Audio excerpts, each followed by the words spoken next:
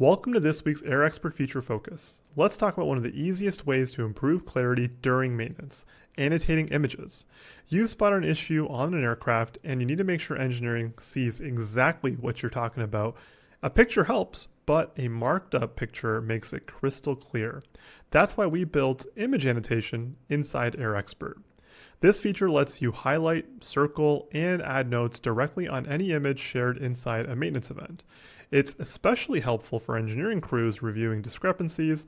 Now they can pinpoint exactly where and what the issue is without back and forth messages.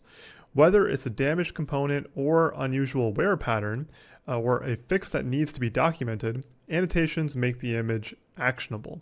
Let's see how that works. So here I am on my AirExpert homepage where I'm seeing all of the unscheduled or scheduled events going on throughout my entire route network.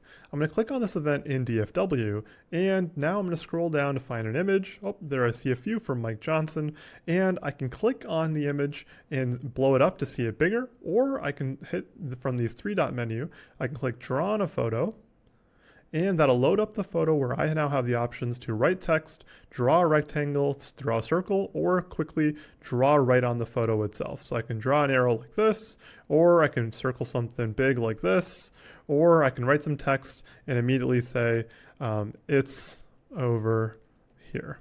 And now everyone can know exactly what they're looking for.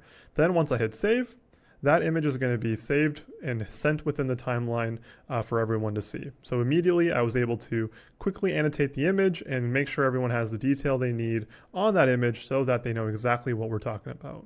Before annotation tools inside AirExpert, technicians, controllers, and engineers had to rely on separate tools or just plain old words to explain what they are seeing.